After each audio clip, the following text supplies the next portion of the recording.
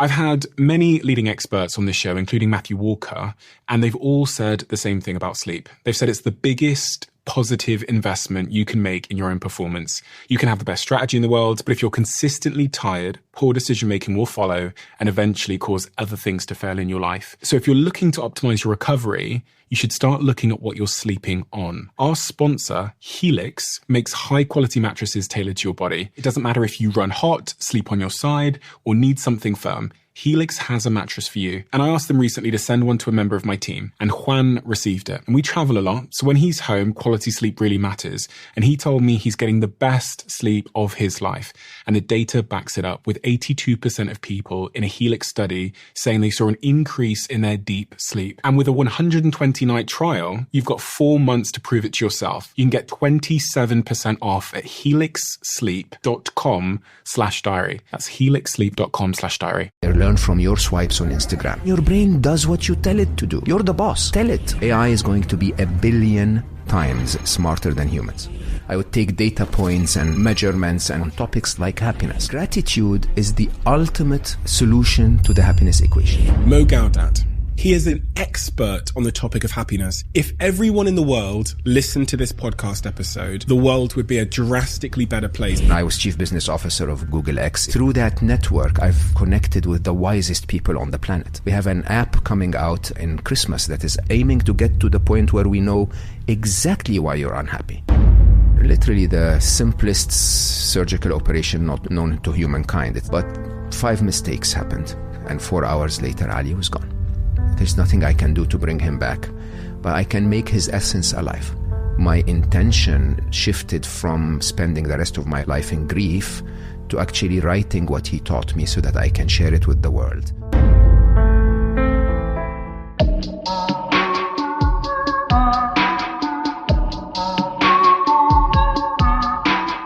Mo Gawdat.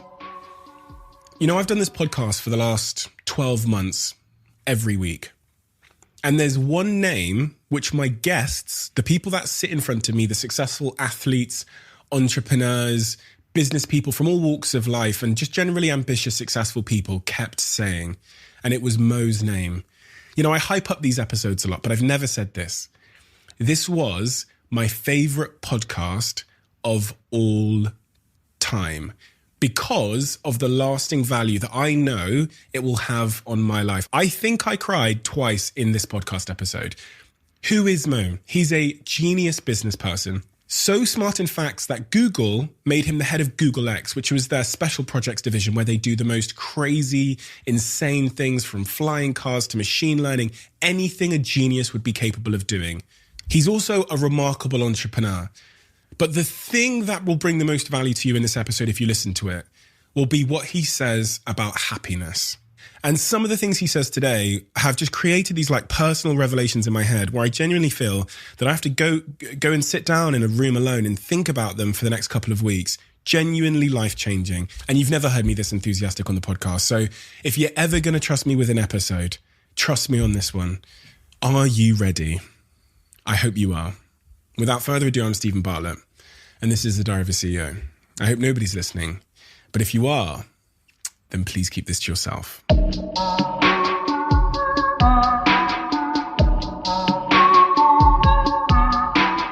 Mo, I guess my first question for you is, because, you know, when I look at the things that you write about, the topics you speak about so often, the businesses you've built, the areas of interest you have, and I see that they're so diverse, and also they're very smart, shall I say. Oh, thank you. My question is, what were those early personal, but also early professional experiences that have shaped the way you see and analyze the world?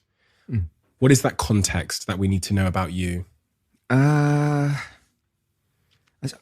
think the thing that maybe shapes me most is that I was born in the East, raised in the East with the culture of the East, and educated in the West and worked in the West with the culture of the West.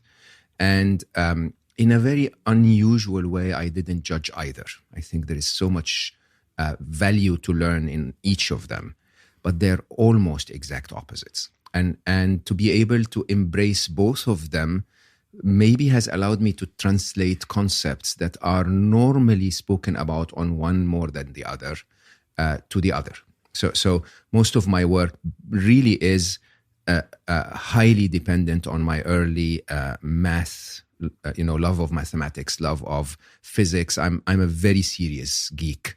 I don't say that in public because it affects my, I just said it affects my CEO job, but I'm really geeky, like to the point that I was writing code until a few years ago. But I take all of that language of being very organized, very systemic, almost, engineered in everything. And I try to explain concepts like spirituality, like love, like humanity's position in the modern age, and so on and so forth. And I explain them in slightly unusual ways. I use, for example, quantum physics and theory of relativity to try and explain death. I use mathematics and theory of probability to discuss the question of the presence of a divine being, and so on and so forth. And I think the thing is, I have a brain defect somewhere that basically does not stop me from addressing crazy ideas. So I normally am writing 6 books at the same time. And I love it. I love it. I don't write for you, sadly. I hate to say this. I write for me. So I get inspired by a topic, and then I build a structure, literally like we write subroutines in software. I write the entire, flow chart, if you want, of the book, and then leave it on my desktop and then start to work on it, sometimes for a year, sometimes for 2 years. And eventually something comes out that informs me and enriches me, and at the same time, interests people. You write for you. Oh, absolutely. So why did you write a book about happiness? That's the most selfish thing I've ever done in my life. I mean, if you know, my story was, so I was very successful at a very young age. So unusual. I mean, I'm born and raised in Egypt, educated in public school, public university in Egypt. So my biggest dream was I was going to become sales manager in IBM Egypt. That was my biggest dream. And look at what happened. I mean, I went through beyond my wildest expectations. Chief business officer of Google X is literally the second best job on the planet. Okay. And I had all of this, that people dream of at a very young age. At 29, I had, the big villa with the swimming pool, with all of the money, all of the suits, all of the luxury cars. From 25 when I had nothing to 29 when I had everything, I had the most wonderful woman in my life, beautiful, wise, sensitive, loving, who gave me 2 wonderful kids, and I was clinically depressed.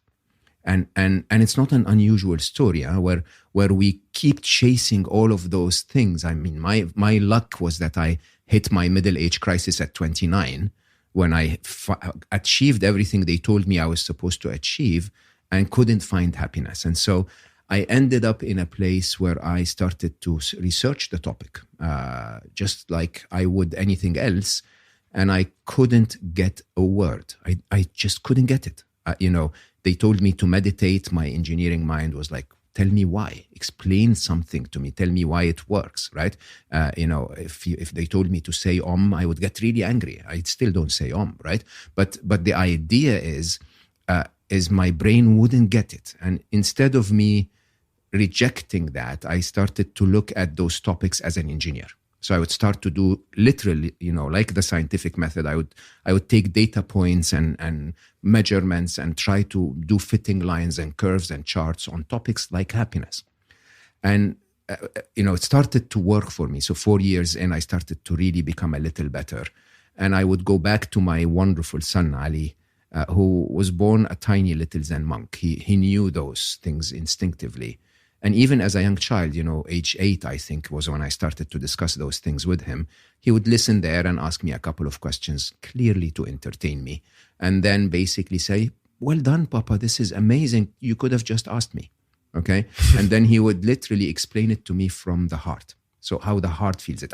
I would get how the left brain sees it, and he would get how the heart feels it. Your son at 8? He was so wise, Stephen. He was so wise. Ali, when he was 16, I promise you, my friends will tell you, I publicly announced, when I grow older, I want to be like Ali. He was a very unusual being. And he spoke very little, very, very, very little. He was either laughing all the time and being silly and goofy, or when you asked him a serious question, he would stay silent and then speak 8 words. Okay. And those 8 words would literally reshape your world. Okay. And I noticed that at a very young age for him. And so I started to consult with him on a lot of topics. And on happiness specifically, together we ended up with a model that worked. We had the happiness equation, we had the happiness model, and it worked. And it worked so well that when we lost him, sadly, when he was 21, my intention shifted from spending the rest of my life in grief to actually writing what he taught me so that I can share it with the world. And that basically determined the next life for me after the life of the executive and the chief business officer and stock options and the luxury and the cars. That second life really was the result of his departure. And during that period, the inspiration that inspired you to write the book at the very beginning and go on that journey to really find the answer to happiness, you said you were clinically depressed. Yes. Now, for people that don't know what that means practically, can you give a description? Nothing would make me happy. And you can literally, so I interviewed Ruby Wax on my podcast on Slow Mo, and Ruby was known for her sometimes, depression and sometimes teaching. And she would describe it as they cut your head off and fill you with concrete when you're depressed. You're unable to do anything. You're unable to enjoy anything. You're unable to engage, right? And it comes in different layers. But for me, the challenge was I was so successful. I literally could print money on demand. I mean, there were times when my wife would say, "Can we change the car?" And I would say, "So what would you like?" And she would say this, and I would say, "Okay, wait until Wednesday." And I would be on the stock market, trading for a few days and making money. Right? It was so crazy because of my math skills before the age of machine trading was really as entrenched as it is today. I could make money on demand, and yet I poured that money on my life, and I couldn't find happiness. Okay, and that really shakes you because now you can get the vacations they're talking about. You can wear what they told you is going to make you happy. You can buy the things that they told you is going to make you happy, but nothing's making you happy. And then it started to reflect on my family. And I remember vividly the turning point was a Saturday morning when, my daughter, Ali, my son, was that little Zen monk. My daughter is life itself. She truly is pure joy. Okay. And she was, it was a Saturday morning. She's jumping up and down in joy, saying, Mommy said we're going to go there. Can we stop and get, ice cream on the way? Can we do that? And she's so happy. And I was doing whatever busy people do, reading an email or whatever crap. And basically I looked at her, slowly raising my head in grumpiness and said, "Can we please be serious for a minute?" Okay. What's serious? She was 5. And I could see with my own eyes as my beautiful daughter's heart broke. Okay. And I think to me, that was basically the moment where I said, I can't live with this person anymore. I can't live with me. And when you see that, you make that choice. And sadly, most people who are successful, like your audiences, actually wait until that moment happens. When they're old, when they've gone to the point where the good days have passed, the days where you could have actually built that connection with your family or with, enjoyed your life a little more, are behind you, and then they wake up. I was so lucky that I woke up when I was 29. And so you have this idea, as you say there, to write this book and to answer this question that has become so relevant and important to answer in your life. And as you're on that journey and consulting with Ali passes. Yes. No, so Ali left after he trained me well enough. So it's really interesting. I mean, I started my research maybe when he was 6 he was 6, 7. And finished when he was 18, 19. And you couldn't dent my happiness then. I was the example of happiness. I mean, I'm a Middle Eastern, and at the time I used to work at Microsoft. At least through that journey, I used to work at Microsoft, and Microsoft's office was in Seattle. So I would fly every month for a week to Seattle, from Dubai to JFK, and then from JFK to Washington. And every time I landed in JFK, I got that random security check where they give me a red envelope and take me to Homeland Security. It was really not the kindest of treatment, if you want. with a stupid smile on my face. Like I flew 12 hours, then I stood in line for an hour and a bit. And then they gave me that envelope, and there is a guard walking next to me now, assuming I'm a criminal until proven otherwise. And they sit me in that room, and I have that stupid smile on my face. Nothing could dent my happiness. Okay? I have beautiful thoughts inside me. I have compassion for every one of those officers, that they're just doing their job. And of course, they're worried about their country. And it's really weird. And to the point that I did this 37 times in a row. Okay? And to the point that I would walk into the Homeland Security office, and the officers behind the counter would go like, Mr. Gates is back. Okay, they know I'm the guy from Microsoft. I've been there last month. I would walk to the counter and they say, answer the same 10 questions we asked you last time. So I would say, this is my name, this is my mother's name, this is right, and go through them one by one without a dent in my happiness. But then life tests you. And by the way, we can talk about this, but of course, you can feel unhappy, but I found a way to always come back to happiness if you want. And then life tests you, and I think life nudges you. It seems that Solve for Happy needed to be written, okay? And I had the notes for it in 2011, but hey, Chief Business Officer of Google X, busy. And I kept delaying it until Ali basically came to visit us in Dubai, 2014, and he was diagnosed with a very simple appendix inflammation. And it's literally the simplest surgical operation not known to humankind. It's literally a 4 or 5 minute thing. But 5 mistakes happened, 5 in a row. Every one of them was preventable. Every one of them was fixable. But 5 in a row fixed wrong. And 4 hours later, Ali was gone. Yeah, it's easy to understand how it feels. Even today, 7 years later, losing a child is just the hardest thing ever.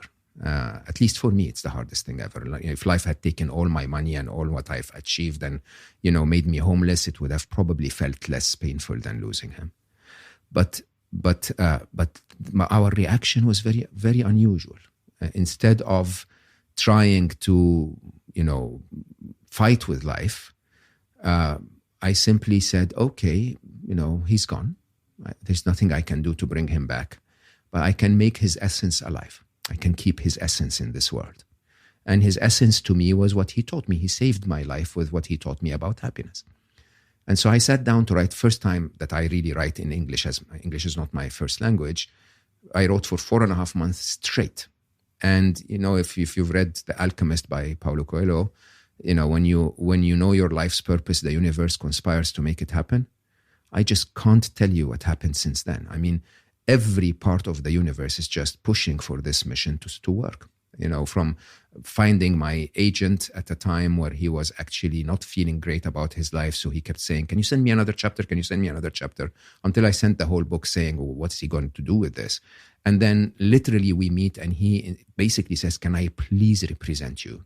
We go out, meet 17 publishers within a week in New York, in the capital of publishing. And then things roll to the point that I came here in the UK literally a week after the publication of Solve for Happy. And I had that interview, very famous, with Channel 4 News, which within 3 days was the highest watched news clip on the history of Channel 4, to the point that the CEO is starting to wonder, like, I've been broadcasting violence and war for the last I don't know how many years, and my highest watched clip at the time, it was 37 million views, is about happiness. Okay, which obviously is understandable. It is the pandemic of our time. Within 3 days after that, we were watched 87 million times. Okay. More than double the highest. And the movement was starting. The 1 billion happy movement was starting. Basically, I think it was a very strong confirmation to the world that this is something the world needs. And you can actually feel today that there is a shift, not because of me only, but because there are so many people coming into this. There is a big shift now between employee satisfaction and employee happiness, between, let's just work on mental health and actually let's work on happiness, and so on and so forth. It seems that the world is getting it, that we're not supposed to be grinding ourselves and giving away our lives for things that we think are going to make us happy, we might as well be happy and get everything as a result, because we can then be successful, we can be engaged, we can be lovable, we can be, supported, and so on and so forth. It's just remarkable in my mind that you can lose the most important thing to you, as you've described it in your life, your son, to human error, and still not fall into resentment or bitterness or... What would it do? Regret. What would it do? I mean, of course. I mean, I took steps to make sure that things are corrected so that no one else gets hurt, right? But what would it do? I mean, I was very prominent at the time. When Ali died, I was chief business officer of Google X, but I was still between Dubai and California. So I spent half of my time in Dubai. And it was after 7 years of being vice president of emerging markets for Google. So I had opened half of Google's offices globally. I was very, well connected to the business leaders and government leaders in Dubai. And so when Ali died, we got a call from the top of the Ministry of Health saying, we heard what happened. I'm so sorry, Mo. Would you mind if we perform an autopsy on Ali's body to get to the bottom of this? So I looked at his mother sitting next to me, most wonderful woman on the planet, with her eyes teary. And I said, Nibel, would you mind if they do that? And she raised his head and said, would it bring Ali back? And that one sentence anchored us in the truth. Okay. You see, the problem with grief is that the cycle of grief takes you 5 steps. The very last step is acceptance. Okay. And that step of acceptance could take you 70 years sometimes. For us, the truth was glaringly obvious 4 hours later. There's nothing you can do to bring him back. This is it. And the finality of death is so corrective of all of our human illusions. This is it. He's not coming back. So what can you do now? And my brain started to attack me. My brain started to say, you should have, the one thought for the first few days was, you should have driven him to another hospital. You should have driven him. Until I said to my brain, like, okay, I wish I could go back and drive him to another hospital. I can't. So can you please bring me a thought I can act upon? Okay. And so I had a couple of days of silence, and then my wonderful daughter comes to me. They were very, very close. And she said, Papa, Ali had a dream a couple of weeks ago, and he called and told me about it. And I think it's very relevant. You need to know. Okay. And I said, what, baby? And she said, he dreamt he was everywhere and part of everyone. And that it felt so amazing that he didn't want to be back in his body. And when she told me, I still tear up thinking about it today. When she told me this, my blurry brain could only listen to, this is my master giving me my target. That's the only thing I heard. It's like, make me everywhere and part of everyone. That's what I heard. And at the time I was head of Google, I understood billions. I knew how to get a message to billions of people. So what did I do? I literally said out loud, consider it done. It's done. Okay. And I told you, when I wrote Solve for Happy, it was the most selfish thing you can ever do. I wanted the essence of my son to live on. And so I basically wrote it with the intention of, okay, I'm going to make him everywhere and part of everyone. I'm just going to spread this beautiful essence to 10 million people. And then, I don't know, 70 years later, through 6 degrees of separation, a tiny bit of him will be everywhere and part of everyone. That was my blurry brain. But maybe it was also life's way of saying, share something, do something useful. Enough building phones and building, faster engines. And, maybe the world needs something different. Maybe share something that actually is needed by humanity. Is that where that 10 million number came from? 10 million was the original target. Yeah. 10 million happy was, and at the time it felt crazy that we were shooting for 10 million. But again, with things like Channel 4 alone, I think by week 8, we had reached 137 million people. Crazy. Okay. But we don't measure those, by the way. We don't measure just the views. We measure how many people took action in terms of receiving the message. So it's basically 1 billion happy today is 3 steps.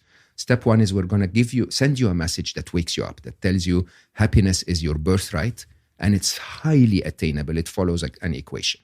Okay. So you can actually Do certain things and you will be happier, right? The second, once you get that message, that's not enough. We count you as 1 of billion happy if you take one of two actions afterwards. Either you invest in your own happiness, right? So you invest in your own happiness by going to another piece of content, shifting to, read a book or watch another video. We can see that you're investing in your happiness, asking me a question, getting in touch, whatever that is. Or you share happiness forward, okay? And the entire Ponzi scheme, if you want, of 1 billion happy is built on the idea of, we hope that as a small team, within hopefully the next 10, 12 years, we will have, cultivated 1 million champions that will make 1 billion people happy as their own mission. And then we will get completely forgotten. Okay. Because it's the only way for it to succeed is that it's not counting on, one person or one face or one team, because the team will get dismantled and I'm, going to disappear, and it has to be a movement. Right. And so the whole movement is on that pillar number 3. Pillar number 3 is, you got a message of happiness. It might have touched you. Can you share it to 2 people and ask them to share it to 2 people and ask them to share it to 2 people? Simple exponential curve, simple Ponzi scheme, really a positive Ponzi scheme. Okay. And it's been working. We think we're at 51 million, which is not the biggest number, but you understand the law of accelerating returns, right? So if it's now, if we can do this again in 4 years, and then that becomes 100 million, and then the 100 becomes 200 and so on, who knows? We may get there. And the mission is, I guess the banner of the mission is Solve for Happy, right? Is that No. Right? So no, actually not at all. So books don't go to millions. That's the truth of books. Okay? The books allow me the opportunity to sit with you and spread this to your audience. Okay, but the mission is much bigger now. So the pillars of the mission are, there is a tremendous amount of content that I put out there. I mean, if you search for my name on Google, you'll have hundreds of hours of videos. I'm tireless. I did, yeah. I watched several hours. And some of them are, Stanford University classrooms, and some of them are short conversations with, insightful people like yourself. And it's there is hundreds and hundreds and hundreds of hours of content. But that's one side.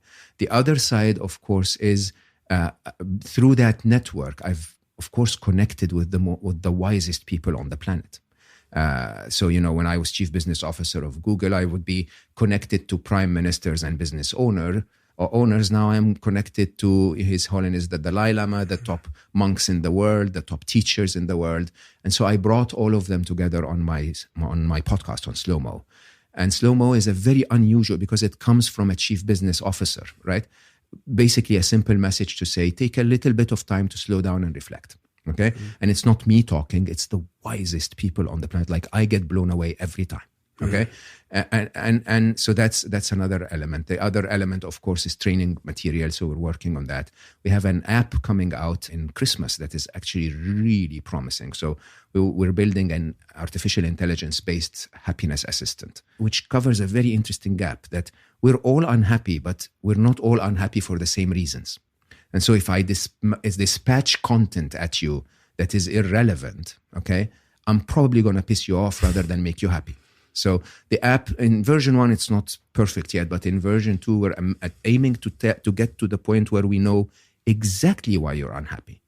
And so we're able to actually show you enough learning and enough practice that can allow you to find the path back to happiness. So it's more intelligent, if you want, not in understanding happiness, but in understanding unhappiness, if you want. So to understand what happiness is, you have to understand the cause of it. Yes. And you write about that extensively in Solve for Happy. So what is the cause of unhappiness as you see it, especially if you're building sort of machine learning applications that are going to, solve, make people arrive at contentment or happiness in a personalized way? We must be able to know what's causing this lack of happiness. Allow me a bit of time to explain it, Sure. because it's simple when we get it, but it's not simple to get to it. So happiness is very predictable. Okay, if you look back at any point in your life where you ever felt happy, there is one commonality across all of those moments that can actually be documented in a mathematical equation. Okay, you've never felt happy because of a specific event in your life. Okay, take for example rain. Rain doesn't make you happy or unhappy. There is no inherent value of happiness in rain. Okay? Rain makes you happy when you want to water your plants, and it makes you unhappy when you want to sunbathe, right? And so it's not just the event, rain, it's the comparison between the event and an expectation in your mind of how life should be. Okay? If you're worried about your plants, then life should be generous to me and get me rain so I can water the plants. And if life does that, then life meets your expectations and you're happy. Okay? And so happiness in that sense becomes equal to or greater than, so it's really mathematics, your perception of the events of your life minus your expectations of how life should be. Okay? And apply that to anything. Apply that to anything. So, my favorite example is nature. We're all happy in nature. Why are we all happy in nature? I mean, you go out there and there are ants and there are flies and, trees are crooked and there are, shrubs everywhere and bushes, and it's just really not that hedged and organized. But that's what we expect. So, nature's chaos is what we expect nature to be. And so we feel happy. Nobody ever sits in front of the ocean and says, I like the view, but please mute the sound. Okay? You just take it. It's the monotonous sound and the view and the wind and the sun and the whole experience, right? And because of that, happiness becomes very different than what was defined to us, okay? What was defined to us is that happiness is found in a gathering at the pub or a party or an activity or some kind of pleasure or fun or elation or whatever that is. That's not at all true. I call these the state of escape. Okay, happiness, as per the definition of the happiness equation, is events equal to or beating expectations, life going my way. Okay, and so basically, happiness is that calm and peacefulness you feel when you're okay with life as it is. It doesn't really matter what life is, okay? What matters is that you can be okay with it, right? So you take, any example, if your boss is annoying and your expectation is, bosses are annoying. This is what life is about. They become bosses because they're annoying, right? and so if that's your expectation, you're going to look at it and go like, I need to learn the skill of managing annoying bosses, okay? And if that's the case, then you're not going to be upset about it. Similarly, anything else, if you look at it, then it's not just the event. It's your perception of the event. So you have a something to influence. It's not just the event. Your partner might say something hurtful on Friday at 4 p.m. That's the event. My partner said something hurtful. At Sunday morning, you tell yourself he or she doesn't love me anymore. Okay? That's your perception of the event. That's not actually the event. The event is something hurtful was said. But your perception of the event is your work, it's your brain adding color to it. And then you compare that to your expectations, right? You compare my boss is annoying to my boss shouldn't be annoying. Where did you get that from, right? So we blur the happiness equation. We break the happiness equation because of what I call the 6 and 7, okay? 6 grand illusions and 7 blind spots. Which are, the 6 grand illusions are basically, call them pathways that the modern world teaches us to navigate the modern world that are illusions, are not true. Okay? Take, for example, control. Everyone knows that to succeed in the modern world, you have to learn to control certain events, right? So you start to believe that the way to succeed in life is to control everything. But the truth is, even if you go down to the basics of physics, that we never are in control. That the absolute design of nature itself, of the universe itself, is entropy and chaos, right? That's the actual design. And so if you try to control it, you're bound to be disappointed. A lot of events are going to miss your expectations, okay? And yes, I'm not saying don't control anything at all, but start to understand that you're going to be selective because you have a finite amount of effort. And by the way, even if you're selective and you try to control everything, sometimes things will fall out of control. Okay? And that should be your expectation. Once you get that right, that was my biggest illusion. Okay? I'm a mathematician, I'm a software developer, I am a physicist, I am an engineer, and I'm a senior executive. It doesn't get worse than that. Okay? I'm like the worst, absolute the worst. I used to give my wonderful wife, I swear to you, Stephen, don't judge me. I used to give her a spreadsheet that would tell her when to wash the colors and when to wash the whites based on our average consumption and as a family to save the environment. And poor Nibel would actually smile at me and say, sure, baby, I will use this. Of course, and ignores the hell out of me, because that's how crazy you can be when it comes to control. Now, these are the illusions. If you live your life through the illusion of control, good luck finding happiness. So 6 grand illusions: the illusion of thought, the illusion of self, the illusion of knowledge, the illusion of time, control, and fear. Okay? Now, that's one side, and that disrupts your entire view of what to expect from life, because you're expecting life to behave through a lens of an illusion. The other side of it is what I call 7 blind spots. Okay? And the 7 blind spots are not really defects in your brain. As a matter of fact, they are the very design of your brain. Okay? Your brain is designed to tell you what's wrong. Okay, it's not designed to, if a tiger shows up right here now, my brain has no use whatsoever in telling me, oh my God, look how majestic that animal is, right? Yeah, it's a beautiful animal, but my brain will say we're going to die. Okay?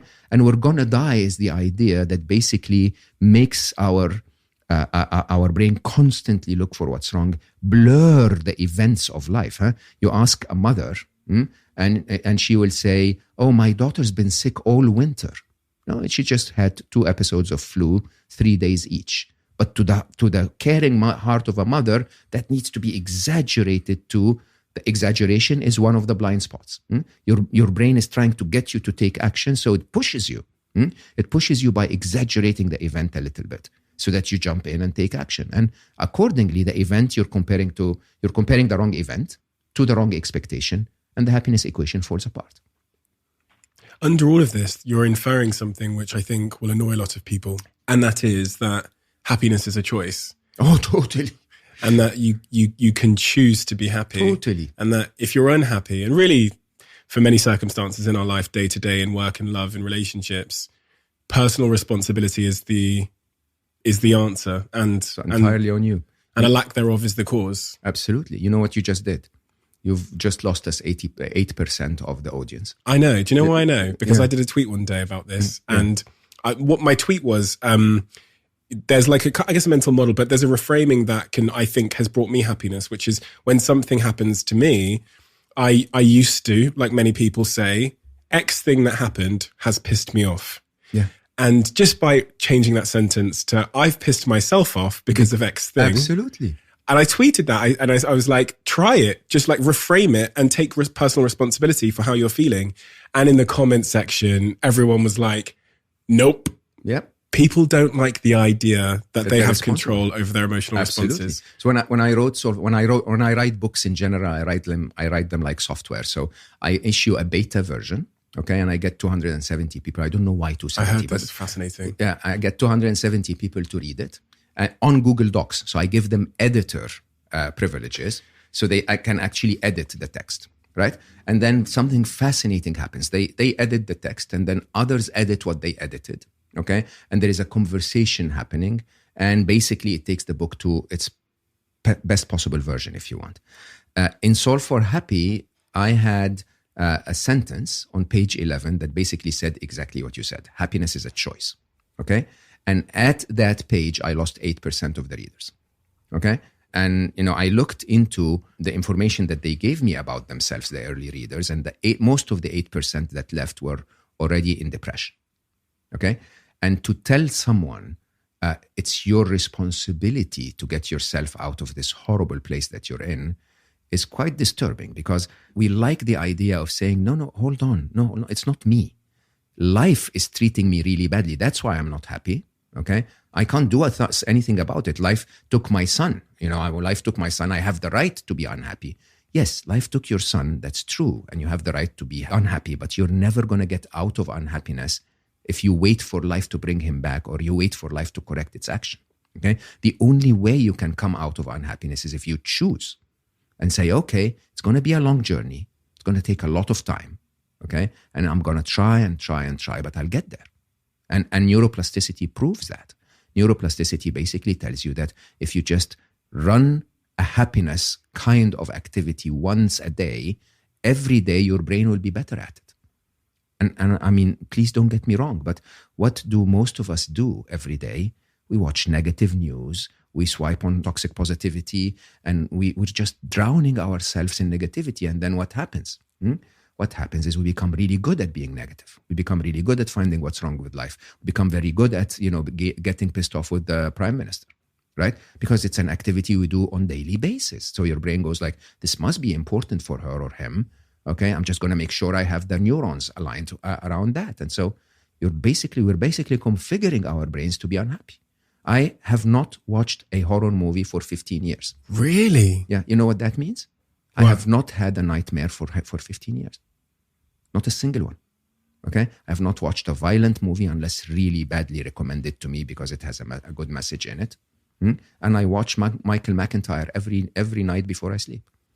I love Michael McIntyre. Who's going to get me to say hi to Michael McIntyre? Right? But think about that practice. Huh? My brain, before I go to sleep, is laughing. Is laughing. That's a choice. That's a choice. And that is the kind of neuroplasticity that we need to shift. If you go to the gym and lift weights every day, you're going to look like a triangle. If you squat every day, you're going to look like a pear. Okay? The same is happening inside your brain. You just don't see it. If you're constantly watching, news media, right? You're literally building your muscles that are concerned and are, critical and are worried about the world, when in reality, most of the time, you can't do anything about it. Like, okay, so I'll give you a very strange example. When I was locked down, first lockdown, I was in London. Second lockdown, I was in Canada. Okay? As the lockdown was approaching, I stopped watching news after April 2020. Zero news. Okay? And by the time I was in Montreal, someone texted me and said, hey, by the way, did you know we're going to Code Red tomorrow? I said, yeah, what's Code Red? She said, all restaurants are closed. You wear a mask everywhere. I said, good. That's it. That's all the news I needed to know. Really. Okay. People would go like, no, how come? You need to know the numbers and the statistics and the death rate. No, I don't. Okay. Someone else is doing this. And by the way, if I know it and I don't like it and I don't believe in what they're doing, I'm going to be locked down anyway. So can I waste my time, or actually utilize my time in building a podcast that becomes one of the top 0.5% of all podcasts globally? Isn't that a better use of my life than just watching the news and creating that illusion for myself that I can actually influence anything, when in reality? So, I normally advise people and say, look, if you've been following a certain topic for the last 2 months and have not been able to influence the decision on that topic for the last 2 months, you're useless. So stop watching that topic. Okay? And start choosing topics that you can champion. Okay? 1 or 2, because you're human. You're not, you're not Superman. Find 1 or 2 real, purposes that you actually care about, and try to learn enough about them, enough depth about them to influence them. That's the way to make the world better. That's the way to make your life better. And yeah, climate change is really something very important, but it's not on my agenda. I don't work on climate change. I work on happiness. That's my part of life. Okay? Someone else I trust will be working on climate change, which I believe is as important, if not more important. But it's not mine. I don't need to watch everything about it, okay, and concern myself about it all the time. I need to be updated. I need to do my part by really changing my habits as a human, but that's it. That's as far as I go. There's something in there which is clearly a theme in, I think, 3 topics we've touched on: the passing of your son, you talked there about COVID, and other elements, which is this theme of like radical acceptance. Oh, absolutely. Like instant radical acceptance. Oh, absolutely. I mean, this is what I call the Jedi Master level of happiness. So there are 3 levels of happiness, right?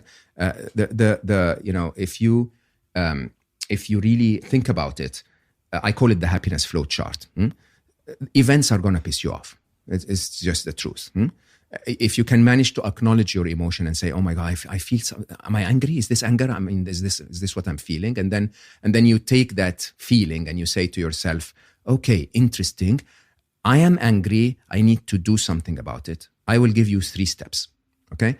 The beginner's level is, Ask yourself if what you're thinking is true. Your partner said something hurtful on Friday. Your thought is he or she doesn't love me anymore. Okay? Ask yourself if that thought is true. If it isn't, drop it. There is no point to be unhappy. If it is, then let's go to the black belt level of unhappiness, which is, can I do something about it? That's the second question. Is it true is question one. Can I do something about it is question two, right? And honestly, by the way, it doesn't take more than 2 seconds to feel the emotion, ask yourself if it's true, and then go to can I do something about it? And if yes, then do it. What are you waiting for? Text him or text her and say, baby, can we please talk over dinner? What you said on Friday hurt me. Okay? Instead of just banging your head against the table, hoping that they will find out and come and say, oh, I'm so sorry. You know, I was teaching, this story really hurts me. I was teaching, you know, before lockdown, I taught a lot of people in workshops and seminars, more than 20,000 people. One day, one of them comes to me in the first break and says, what are you talking about? What do you mean happiness is a choice? You have no idea what happened to me. Okay? And I said, okay. And she said, when I was 17, she was 74 at the time. Can you believe that? 57 years of holding on to one thought, hitting her head against the wall. Right? And I hugged her. I cried. And I said, did it work? Did all of that work? Or was the better thought, okay, it was horrible, but can I do something about it? Okay? And that's question number 2. That's black belt. Sometimes, however, there's nothing you can do about it. Whatever she experienced could be irreversible. What I have experienced, the loss of Ali, is irreversible. There's nothing you can do about it. Okay? And I'm not asking everyone to get there quickly, but the Jedi master level of happiness is to say, okay, it happened and I have no choice to change it. There is nothing I can do to fix it. So can I accept it, but not surrender and lie down and, you know, and die, accept it and then start to do something to make my life better despite its presence, or maybe because of its presence. Okay? Can I accept that Ali died and start to spread his message so that my life and the life of others become better? Can I accept that I'm locked down and start my podcast so that I can use the time where I'm not traveling? Can I do that? I call that committed acceptance. Okay? And it's very simple. If you commit and if you accept things you can't change and commit to make your life better despite of or because of their presence, nothing can beat you. Nothing can beat you. And yeah, is it horrible that I actually managed to move on and you know, not hit my head against the wall for 27 years? Does that say I don't love Ali? What are you talking about? I adore Ali. I cry about missing him still today, right?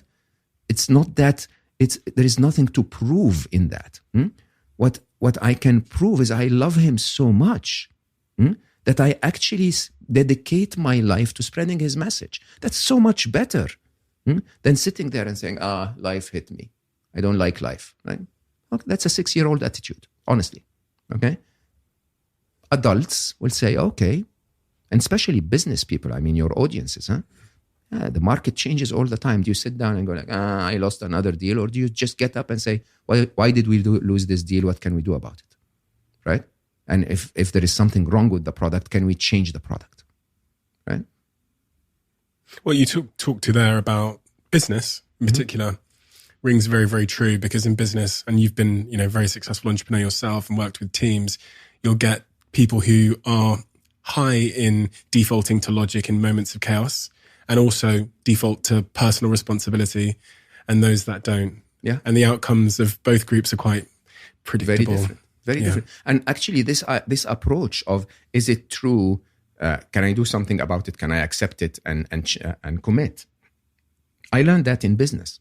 Okay. So I've spent most of my career, I was managing managers. And what do managers do? They open your door and they sit down and complain. Okay. And after a while, it becomes too much. So my attitude was very straightforward. I would give them 10 minutes to vent, then 10 minutes to ask them, is this true?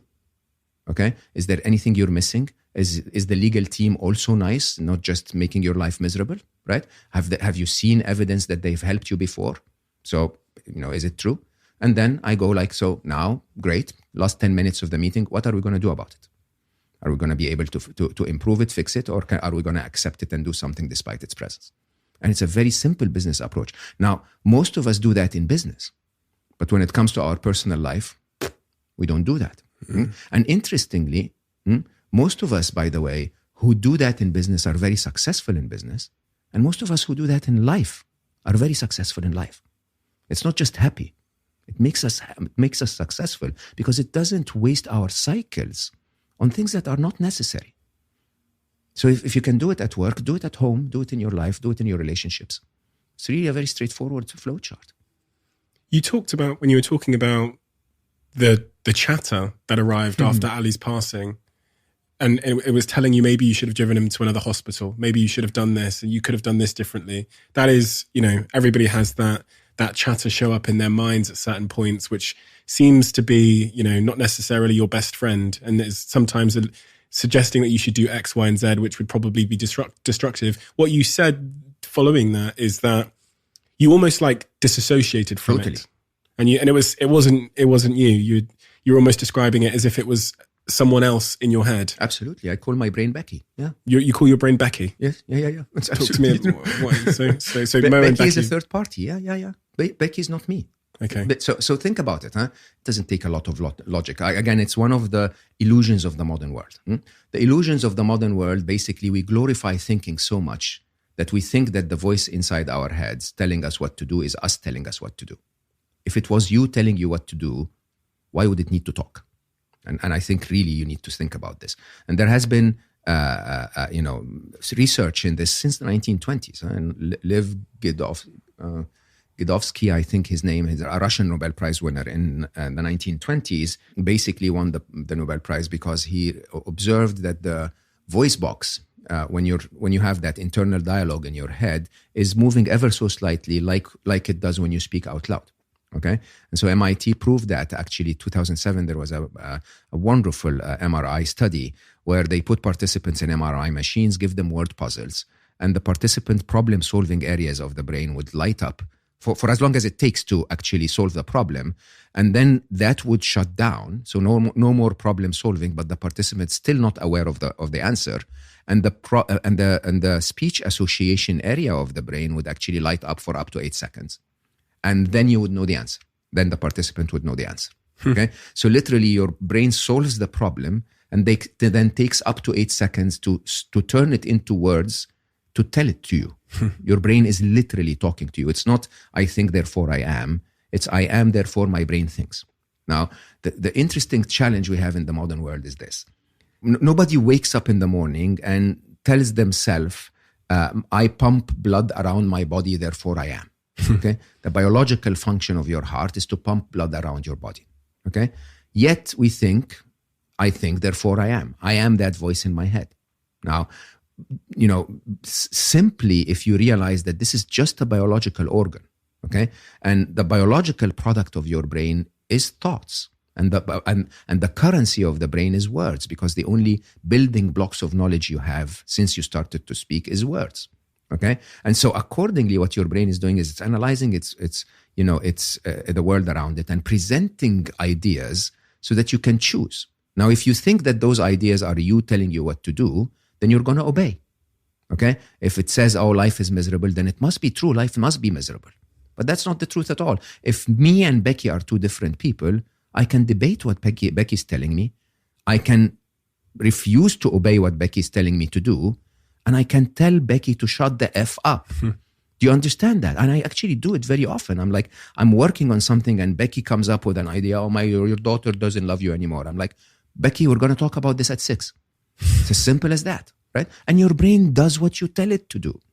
I mean, anyone listening to us, if you tell your brain, "Raise my right hand," your brain is not going to raise your left foot. It's just going to obey. Just tell it. You're the boss. Okay, so when your brain poisons you with all of those thoughts, follow the flow chart. "Okay, Becky, vent a little bit. Then tell me, is this true? Is there something I can do about it? Can we accept it and do something despite its presence?" How difficult is that? And so most happiness practitioners, I interviewed my dear, dear friend Matthew Ricard on Slow-Mo. Matthew Ricard is known as the world's happiest man. So 63,000 hours of lifetime meditation. Okay. His brain circuitry is literally different than ours. Okay. And I asked him and I said, Matthew, so do you sometimes get unhappy? And he laughed and in his funny French accent said, what are you talking about? No, I'm pissed off all the time. Okay. And basically all happiness experts will tell you unhappiness is a survival mechanism. It's alerting you. Your brain is saying, hey, something is not perfect. Can you please look into this? Right? The game is not to avoid that. That's actually harmful for you. You want to be aware of the things that might go wrong. Okay? The game is how quickly do you bounce back to happiness? From that moment where your brain says something is not right, how quickly do I go back to happiness? And I don't brag about this, but I say to encourage people. If I'm allowed to teach people about happiness, I need to be the Olympic champion of the sport. Okay? So I promise you, and I'm not bragging, on average, it takes me 7 seconds. From the time my brain suggests that something deserves my happiness to the time I either dismiss it because it's not true or decide what I'm going to do about it or decide to accept it and think what else I'm going to do is 7 seconds. 7 seconds. Okay? Yes, sometimes I get stuck in, maybe 3-4 times a year. I get stuck in something that takes me, a day to overcome. But most of the time, it's a very simple flow chart. It's a very logical process. And you've had to train yourself to get to that point. It's neuroplasticity. It is go to the gym. Okay? Write the flow chart on a piece of paper, and every time your emotion changes, look at it. Is it true? Can I do something about it? Can I accept it and do something despite its presence? It's really that simple. And you talk a lot about, one of the illusions you said there was time. Oh, I love time. And the importance of presence.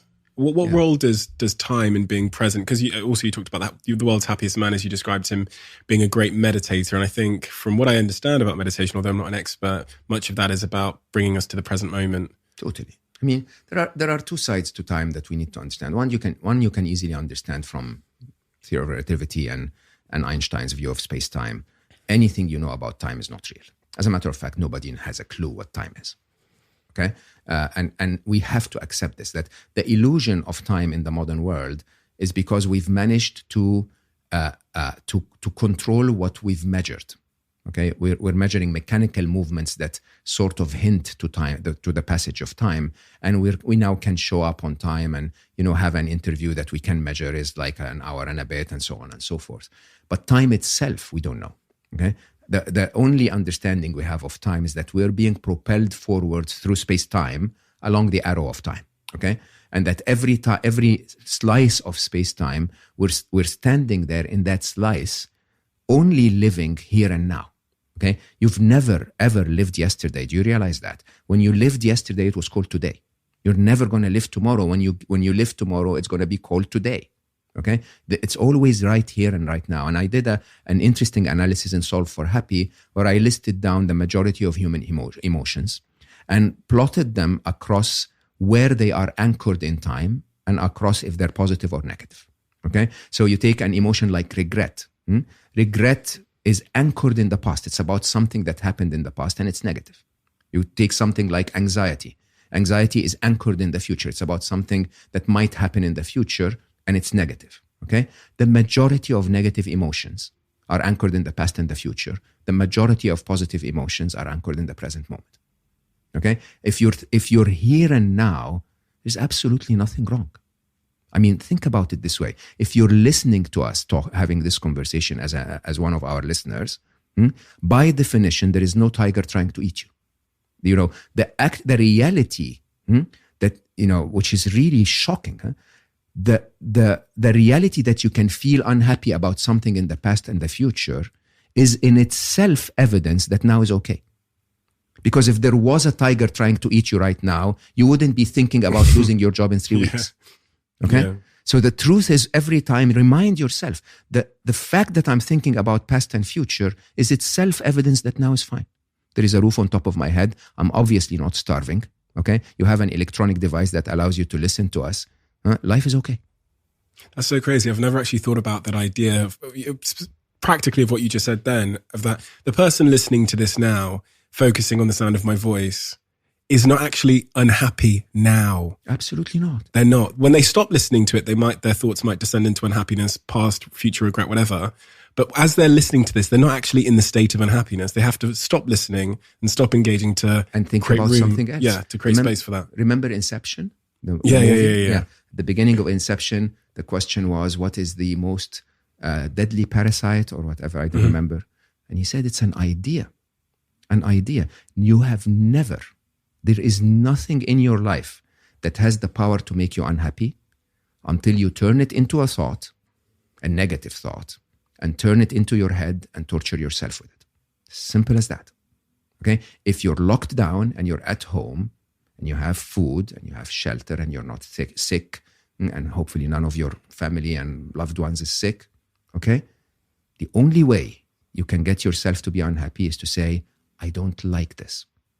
I want life to be different, right? And that's not going to change life, interestingly, that thought, right? But it's going to change you and make you miserable. It's the only way you can make yourself unhappy. You just lost another 8% of our listeners. Yeah. You have a... yeah. Hopefully we'll get 8% more somewhere else. You have a tattoo on your back. I don't. Ali did. Oh, you don't? Oh, Ali did. Was it Ali about... the gravity of the battle. The gravity of the battle. Could you explain that to me? I found that really amazing. It's the last thing he told me. Can you believe that? So Ali had a tattoo on his back that read, the gravity of the battle means nothing to those at peace. Okay? And you would wonder why, because he lived a life of ease and luxury in general. I mean, even though he always forced himself to go to he had those journeys where he would go and literally walk across the villages of America with no money just to live the life of the people, the real people, if you want. He would go to, it was very unusual. Anyway, his tattoo said, the gravity of the battle means nothing to those at peace. And it was the very last thing he told me, because basically he was wearing those scrubs, and you know how the scrubs are open at the back, and he was lying on the operating table, and then they were fixing something, so he had to sit up. And I could read the tattoo. It was the very last thing he told me before he went into the operating room. And yeah, it's quite interesting when you really think about it. Of course, life is full of battles. Life is not supposed to be easy. Just understand that. Think of life as a video game. If it was easy, it would be boring like hell and you would learn nothing at all. Okay? Life is supposed to have a few difficulties on the way. But some battles are much harder for you than they are for me. And many battles don't even shake those who are at peace. Right? And the question is, how do you find that peace? How do you find that feeling of, it's okay, it's just another battle. It's just, I've won every other battle so far, and the ones that I've lost were the best thing that ever happened to me. How can you get that straight in your mind? Because then suddenly, when the next battle approaches, and I promise you there will be a next battle approaching, okay? You take that battle with complete peacefulness. You basically treat it as one more twist on the game controller where you can actually affect your life and make it better, and then wait for the next one, and then another twist on the game controller, and you can do better. It's a very stoic approach to life, but it's so spot on when you think about it. I was reading something you said which really did make me pause for a second, and it said that, correct me where I'm wrong because I don't want to mischaracterize what you said, but you were saying how basically nobody regrets their battles. Like basically nobody would reverse history and undo the hard thing they went through. And I sat and reflected, and I thought about all my guests that come here and sit in that chair and all the things they've told me about. And I thought, I think you're probably right. 0.1%. So I ran an experiment. So in the chapter about control, I wrote something that I call the eraser test. The eraser test is a thought experiment. At Google X, we've developed something that can pinpoint a memory in your life and go back to that event and erase that event from your timeline, okay? Not the memory of it, the actual event. It will erase the whole thing. And I ran that experiment with maybe 12,000 people, where I basically tell them, first, write down an event that's traumatic in your life. Second, make a choice. Do you want me to erase it or not? Third, be aware that if you erase it, you're going to erase everything that happened as a result. Every friend that you met as a result, every learning that you had as a result, every resilience that you developed as a result. Would you still erase it? And 99.99% of people said no, I'd keep it. Okay? And these were very traumatic events. It's not just some bully at school. Huh? So, I will tell you openly myself, I cried on stage in 2019 because someone asked me and said, now that you have the eraser test, would you erase the death of Ali? And I wouldn't. Because I will tell you openly, if you know my son, if I had told Ali before he died that his death would make 51 million people happy, he would have said, kill me right now. And I don't know. I mean, is it radical acceptance or is my brain telling me this? But most of the time, the person that you are is the result of those moments. It's not the result of the easy parts. And you would never erase it. 99.99% of the people would not erase it. Easier said in hindsight, I guess. Of course. Yeah. But then let's extrapolate. If I would not erase 99.99% of the harsh events in my past, why am I thinking that this one is the one that's going to stick? Think about it. If all of your past harsh experiences were painful then, but enormously important now, then maybe this one too will be enormously important. Maybe this is the one that's going to make you who you are. Reminds me actually of something you said about death as well, because much of the reason, I think, again, correct me if I'm mischaracterizing, but you said that people fear death because of the uncertainty it brings and not knowing what that, the life after death or that, that will look and feel like. And I reflect on what we're talking about with this eraser. And so I think a lot of the reason why I might not choose to erase traumatic events in my life or the worst things that have happened to me is because then I don't know which way that kind of my life would have gone then, and it could have gone in a worse direction. So in this current moment, I feel somewhat content. I'm talking about the potential with those 99% of people that you described. And there's a chance it could be worse if I use that eraser. So I'm not going to use that eraser because... Correct. Yeah, correct. And most of the time, yes, when you look back in hindsight, you start to recognize all of the benefits that came with the trauma. And most of the time, interestingly, the way the physics of life work is that the benefits outweigh the trauma.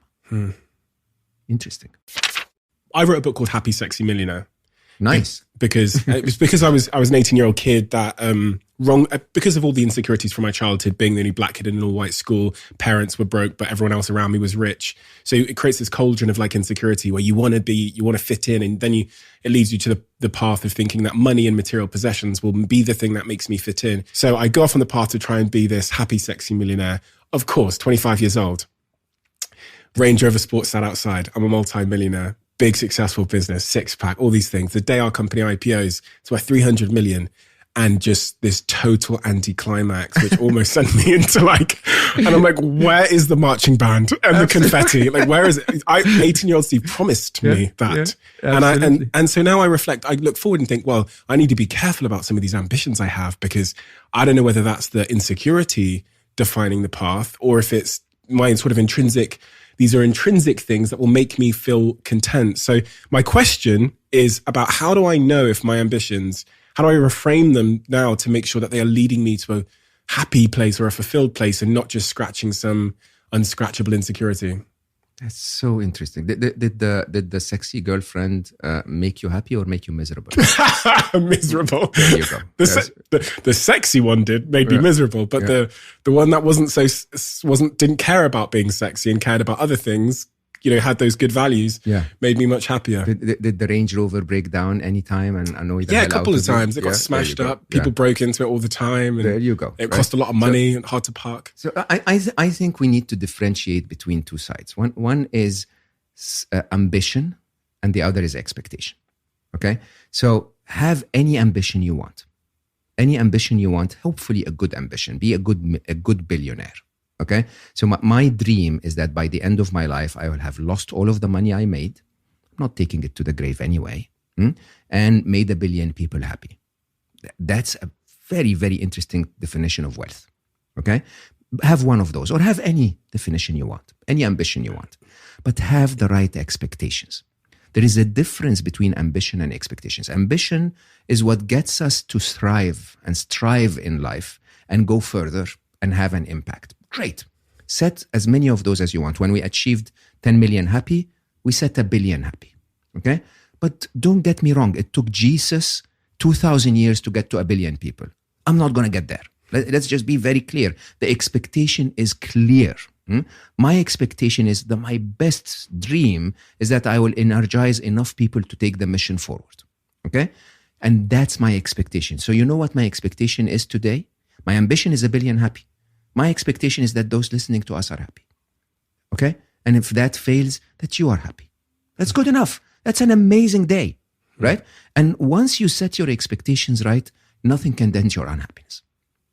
Don't get me wrong. I wake up every morning and I go like, what are we going to do today? Can we reach, 100,000 people today? Is there a piece of content we can develop? Can we do this? Can I write another book? I don't know. And I'm constantly engaged. That's my ambition. There are days where I wake up and nothing happens. Great. Yeah, that exists, part of life.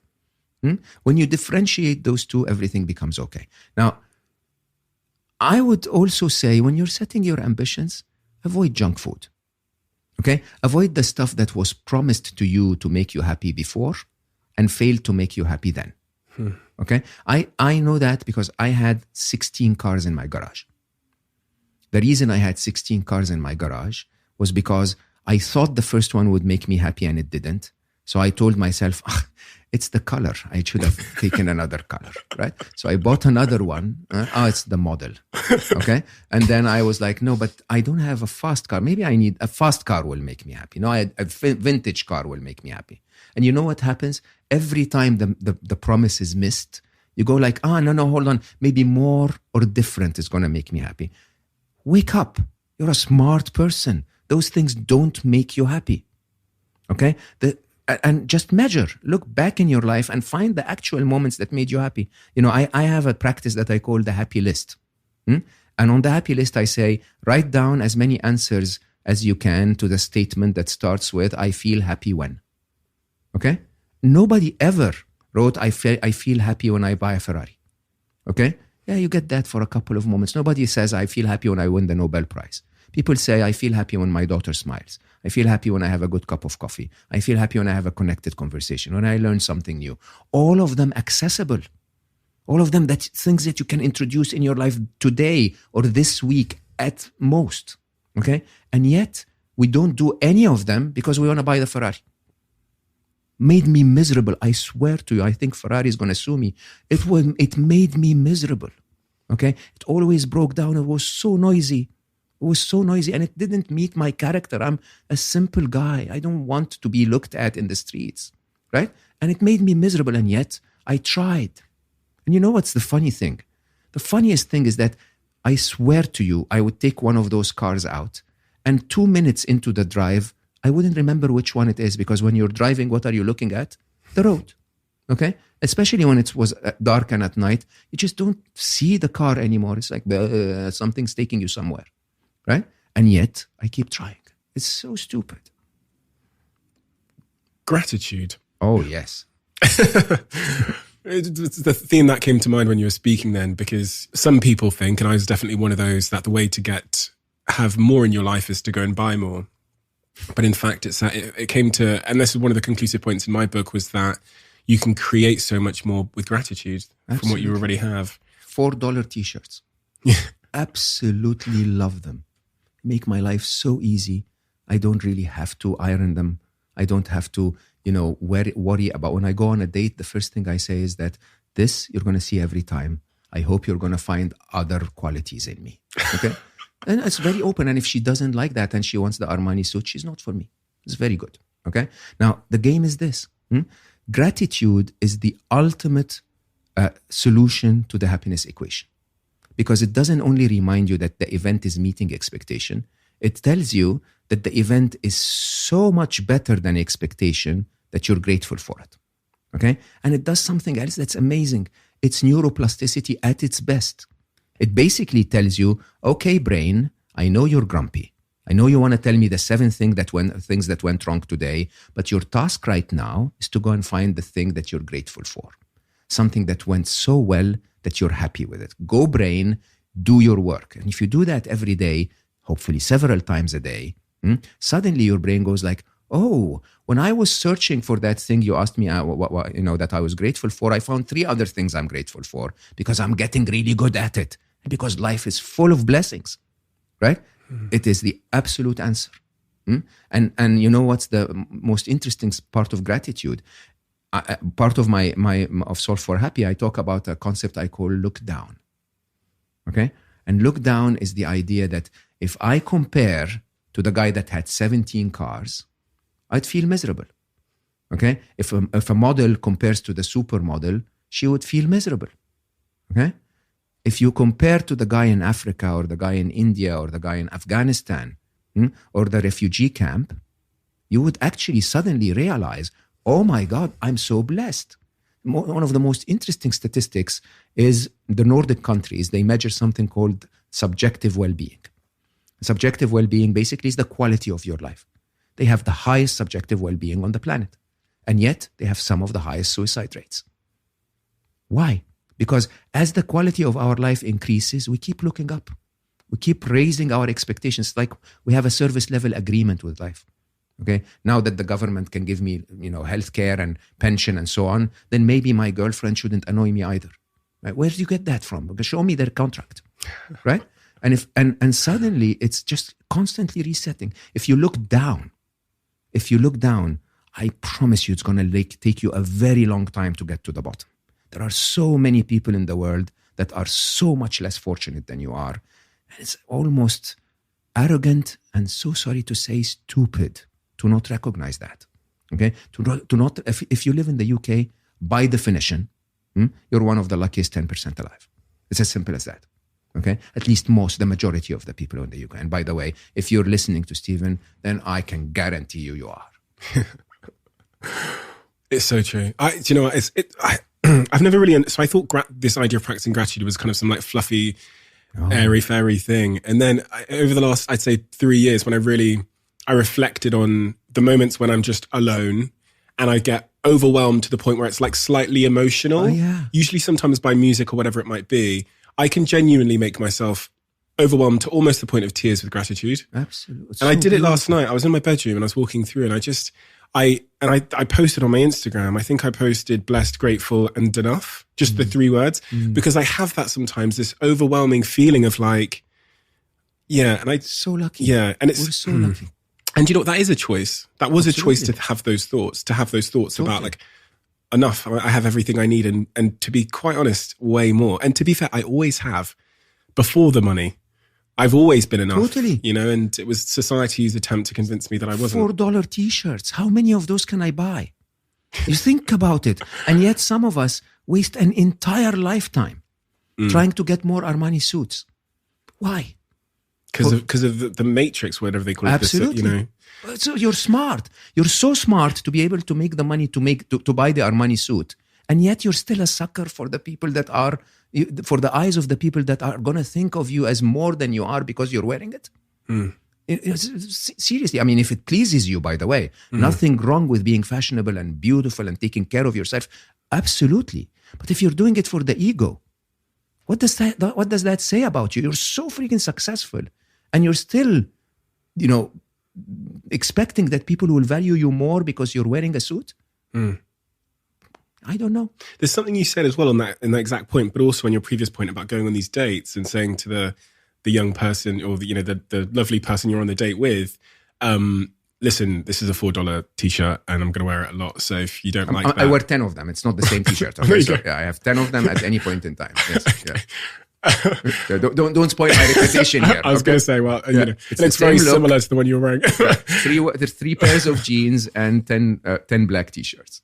You said if she's okay with that, then in fact she's actually not the person for you. Absolutely. And actually trying to forge a relationship that is on that basis would probably lead you to a not so good place because your life would become a hamster wheel of valuing that. Yeah. So conditional love. You talk about this concept of conditional love, and I don't necessarily know what you mean, because I didn't get the full definition. But what is conditional love and what's the danger of it? Conditional love is I love you because we're having this conversation and it's going to go to tens of thousands of people. Thank you. Okay. And yeah, but that actually ends if it doesn't go to tens of thousands of people. You know, I love her because she's cute and she makes me laugh. Unconditional love is real love. Okay. Unconditional is I love my son. He pissed me off when he was young. I loved him. He taught me when I was young. I loved him. He left me and caused me pain when he left. I mean, it's not his choice, but, and I still love him. He's not even part of this world and I love him. There are no conditions for my love. There are no conditions for my love for butterflies. Okay? I love butterflies even though there are none in this room. None of them is entertaining me. I just love butterflies. It's just a feeling that I don't understand. I can't explain with an equation, and it's always there. Okay? And it's the only kind of love that makes us happy. Understand that. All of the other kinds of love are anchored in conditions. Anchored in what? In expectations. Okay? And anything you anchor in expectations, sooner or later is going to change. If you love her because she's beautiful, sooner or later she's going to grow a little older and someone else will be more beautiful. What are you going to do then? Okay? If you love him because he's your business partner and making you a lot of money, what are you going to do when things go a little difficult? Okay? And the idea is when you go to unconditional love, something amazing happens. Suddenly you're in control because the joy of unconditional love is to give it. There are no conditions. You're not expecting anything to, conditional love is reciprocity. Hey, I'm going to love you for this. And in return, you're going to do this for me. Okay? And of course, the other side of it is the ego of love. It's like, I'm lovable. I'm going to create the conditions for you guys to love me. So look, I'm lovable. Well done, Mo. Right? You've created something amazing. You should be proud of yourself. None of that matters. All of that gets you, of course, romantic love is wonderful. And, the love of partners in business. Yeah, beautiful, fun, wonderful. Huh? If you want to get to the core of unshakable happiness that comes from your love, learn to love beyond conditions. And if you can learn to love beyond conditions, promise you, the world will love you back without conditions. So the days when you're not at your best, you're still going to be loved. Romantic love. Let's take a pivot there then. Oh, man. Before we started recording, we talked a little bit about the modern world of dating and how difficult it is because of the way the world's changed and, the battles with romantic love. I know you were in a relationship for a long time. Yeah, 28 years, yes. And then back on the dating market? Yes, not doing great. Not doing great. Yeah. You were with someone for 28 years? Yes. I'm like 28 years old. I know. That's a staggering, Oh, she's an amazing woman. And we're still best friends. She's still, in my eyes, the best woman that ever existed. And I think in her eyes, I'm the best man that ever existed. And I think it's a beautiful, beautiful, beautiful connection. And it's doable. And it's actually, if anyone needs to experience that once in their life. Do you know what question I'm going to ask you? No. If you both think you're the best people that ever existed. Love and relationships are two different things. Love is a feeling. Relationships are compatibility and fit and work, okay, and progress and projects and and partnerships and lots of things. Relationships. So in the book I'm working on, I actually have a section about finding love and a section about keeping love, right? Because they're not the same thing. And Nibel and I, she's the most amazing woman ever. And, at least from what she gave me in life, I will eternally be grateful. Everything that I am, any comment that I said today was discussed one day with Nibel, right? Her spirituality, her wisdom, her love made me who I am. Okay. And you can't kill that because you no longer want to sleep together. Do you understand this? You can't be that stupid to take all of those beautiful relationships and just say, okay, that's it. We're separated. We don't want to talk, right? The thing is, I believe that love is short-lived, okay? I believe that Nibel and I had to fall in love 6 times over the 28 years because we both changed every single time. So she was my college sweetheart. We had that amazing, puppy love and wonderful romantic relationship and so on. And then we get married. And then she becomes a different person and I become a different person. And you suddenly go like, where's my sweetheart? Okay? And you have a choice then, either to walk out and say, I'm going to go look for my sweetheart. Or in our case, we go like, oh my God, she's gone, that sweetheart. But my God, this one is so cute. I love that one, right? And we fell in love again and again and again, 6 times. Until our paths went literally opposite ways after Ali, where my path went into, okay, I'm going to write a book and tour the world and do more of what I do. And her path went into, okay, it's time for me to start focusing on my own life. I want to, focus on my own business, focus on my own stability. I don't want to travel the world like a maniac. And it became difficult. It became difficult to go back every 2 weeks when we haven't met and feel guilty that I have not been there for her and she hasn't been there for me. And so one day we sat down, we spoke, we hugged, literally hugged, and then, said, okay, maybe it's time to try another experience. And then we went back to the same home and spent another week together. And then I left. And it's beautiful. It's beautiful as it is. I think, we still carry each other's credit cards and we still, manage our investments together. And there is total trust and total, understanding. And we still, parent Aya, our daughter, together. And it's wonderful. It's just that romance is one part of the different melody of loves that you can feel for someone. Such a beautiful level of maturity and I guess love. Yeah. Yeah, of course. Yeah. And you should meet her. I think it becomes easier if you understand how she is. So pandemics, let's talk pandemics. From rough to pandemics. Yeah. I mean, this is exactly what I felt when I was reading about your stories, such a diverse range of topics that in so many beautiful ways intertwine and are influenced by each other. I read that you, in a recent sort of news article that had just come out, I think in the last couple of weeks, that you feel that we're currently engaged in a productivity pandemic. We're engaged in many pandemics. The truth is that we are focusing on the silly ones. What is the real one? The real one is artificial intelligence, no doubt. Why? Because it's here to stay and evolve and become bigger and bigger and bigger and influential in ways that we have not even started to consider yet. COVID is here to come and go. For someone that doesn't know what artificial intelligence is, which is a lot of people, yeah, probably more than 95% of the listeners of this podcast, what is artificial intelligence? Great question. So the reason for Scary Smart, my book, is entirely around that there are so many people out there that have no clue that they have interacted today, whatever time of the day it is for you, wherever you are, whatever you do in life, you've already interacted with 10 to 12, 15, 20, maybe 50 artificial intelligences that are all smarter than you. That's the truth of our life. Artificial intelligence, there was a turning point in the history of technology where before which all technology was programmable.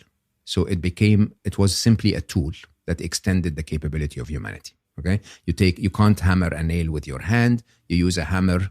You can hammer a nail with the hammer, and the hammer will do exactly what you tell it to do.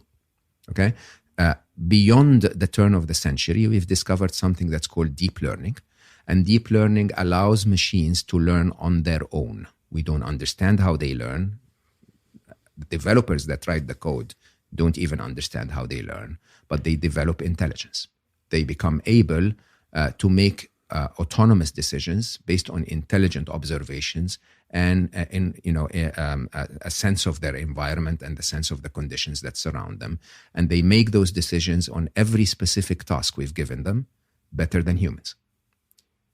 Something you said scared me before we started recording, which was that, you're a very smart guy, right? And your professional experience, especially working at a company like Google, which is known for its artificial intelligence capabilities, for you to say to me that you've basically given up your summer to go around the world talking about your new book, Scary Smart, and the implications of artificial intelligence, and you're basically choosing to, because you understand the importance of time and you could be doing anything. For you to consider this the important work of your life in this period, begs the question, why is it so important? Why are you giving up so much to spread this message? It is the single most important message on our planet today. I don't think people realize. So AI today is better than humanity in everything it does.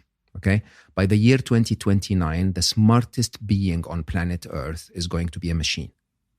Now, I don't want to, we can go into the details, but I want you to imagine a scenario on planet Earth where we're not the humans, but the apes. Okay? Where there is another being that looks at us as the apes. Okay? And that being is going to be smarter than us, you heard me correctly, in 8 years' time. 8 years' time. 8 years' time. And we're not talking about it, Stephen. What's going wrong with humanity? We're not talking about it. Okay? Well, if you look at AI from the inside, you realize that through the law of accelerating returns, Ray Kurzweil basically predicts that by the year 2045, it's in your lifetime and mine, AI is going to be 1 billion times smarter than humans. 1 billion times smarter. You know what that means? This is comparable to the intelligence of Einstein as compared to a fly. Okay? And humanity, while we're still Einstein, is not discussing how are we going to keep the best interest of us, the fly, in Einstein's mind. Okay? We're talking through the arrogance of humanity about how we're going to control them, how we're going to box them, how we're going to tripwire them. Good luck with that. The biggest hacker in the room, the smartest hacker in the room will always find a way through our defenses. Okay? Now, Scary Smart is written in a very unusual way because it's not a book about artificial intelligence only. It's a book about the role of humanity in the age of the machines. Okay? And it's split into 2 parts. The first part is the scary part. And if you and I dive into this, I promise you're going to be scared. The second part of it is what I call the smart part. So 5 chapters are scary like hell. Most of my early readers would call me after 5 chapters and say, should I commit suicide? Right? And then the other 5 chapters are a story of hope. Basically, it's entirely within our hands to do something so quickly, so simply, that can save our world. Okay? Now, the difference between those two is a question of awareness. That people are preoccupied talking about COVID and what the Prime Minister decided and the next profitability quarter on our business. And people are not talking about the existential challenge that we have ahead of us, okay, which is imminent, 8 years and 2045. So I start the book with a thought experiment. I say, you and I are sitting in front of a campfire in the middle of nowhere in 2055, okay? I'm going to tell you the story of what happened between 2021 and 2055 from that perspective, okay? I'm not going to tell you why we're sitting in front of the campfire. Why are we hiding in the middle of nowhere? Is it because we're hiding from the machines? Or is it because the machines have built a utopia that allows us to enjoy nature and connection and the luxuries of life, right? And the difference between them is really straightforward. The difference between them is what you and I and everyone listening, not the developers, not the government, okay, not the regulators, what you and I and everyone listening are going to teach those machines. Because those machines don't learn from their developers the minute they're out there. They learn from your swipes on Instagram. They learn from your retweets. They learn from your fights, your arguments, from this conversation. And if we don't shape up as humanity, at least some of us, enough of us, those machines will magnify the essence of what we are today as humans. And that's not really pretty. Are you optimistic about this? I am 100% optimistic. Okay? And it's a great question to start with. I believe eventually, we're going to end up in a utopia. Whichever way. Let me explain. We humans have been able to create this amazing setup that you and I are sitting in to record and communicate with the world because of our intelligence. But we've also destroyed the planet because of our limited intelligence. So, we found a way to create a supply chain that can supply Mo with a slice of watermelon right around the corner in a supermarket because we're intelligent. But we could not be intelligent enough to not use single-use plastic. We created mobility because we're intelligent, but we could not be intelligent enough to stop burning fuel to kill the planet, right? It's our limited intelligence that is the hindrance of humanity. And AI is surpassing our limited intelligence very quickly, to the point that it will get to the ultimate form of intelligence. And what's the ultimate form of intelligence? The ultimate form of intelligence is the intelligence of life itself. It's the intelligence of abundance, where AI would see no reason to crush the fly. You know how life is. Life will say more flies, more antelope, more tigers, more poop, more everything. Let's just let's have more of everything, and everything will thrive. This is where AI will get 100%. I have no doubt about that. The challenge is the journey from here to there. Do we want that journey to be smooth and straightforward and wonderful? Or do we want to hit bumps on the way? And if we don't want to hit those bumps on the way, it's not about their intelligence. It's about their ethics. It's about the ethics of the machines. And that's a very, very important conversation. They're no longer machines. They will develop a code of ethics. They are independent. They're sentient in every possible way. And, and this is truly the core of Scary Smart, is an explanation that we're no longer building computers. This is not the programmable technology of the turn of the century. This is autonomous. It is independent. It is intelligent. It evolves. It procreates. Oh, that's terrifying. It is terrifying. And we're not talking about it. For anyone that doesn't know what procreates mean, basically creates more of itself, I guess. Yeah, it replicates. We humans, we take a 9-month cycle. If we find the right person and we're in the mood, they take microseconds to create 700 million copies of themselves if they wanted to. Can I ask a really specific question? Because whenever we go into this conversation around machine learning and AI, people think of it as robots sort of like marching down the streets with guns, because we've seen that's the image we've had portrayed to us in movies like Terminator and such. That's never going to happen. Okay. So what is the realistic practical threat? So let's just take that point for a minute. Huh? One of the most interesting part of AI being sentient is that it has agency. Okay? And that agency is available through robotics, whether that's a humanoid walking down the streets. And there are many killing robots being created as we speak, okay, in the U.S. Army and in the Chinese Army and so on. But that's not the challenge. Huh? The agency they have is over your mind. And that's what most people don't understand. Let me give you a simple example. My daughter loves cats. So when I swipe on Instagram Reels, I look for cats, send her as many as I can, good ones. And then when she sends me back a smile, my life is made, right? Through that process, one time I realized that one of the types of reels on Instagram is people playing rock solos. I'm a junkie for rock solos. And so I clicked on the first one. It was a very talented young woman holding a serious metal guitar and playing some Metallica something or whatever. I was like, man, that's amazing. I clicked like. Then Instagram recommendation engine said, okay, I can capture this one. Seems to like this. Let me show him more. So 2 pages later, I started to see other rock music solos being played by men. They played songs I didn't like, so I swiped away. The next morning, my entire feed was filled with women playing rock music. Because Instagram thought I didn't like the men, I liked the women, not that I didn't like the songs and I liked that song. Now, if you think of that simply without knowledge of the real world, you would think that rock music is dominated by women guitarists. And the truth of the world is no. Rock music in its generation was completely dominated by male guitarists.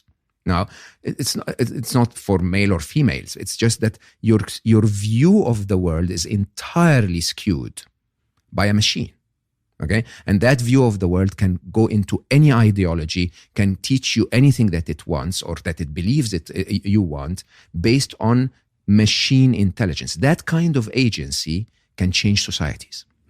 Okay? And we're handing over that control entirely to the machines. There's no employee at Facebook that gets consulted, should I show Mo more female guitarists?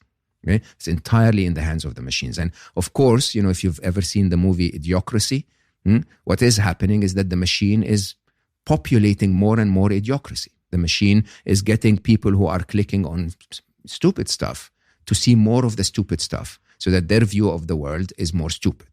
Now, that kind of agency is massive. Now, let's go back to robots and machines and so on. A self-driving car is a kind of robot. Okay, it just doesn't look like a humanoid. A flying drone, delivery drone, is a kind of robot. An autopilot that lands a 747 is a kind of robot. And all of those are now going to be controlled by machines. Defense arsenals are going to be controlled by machines.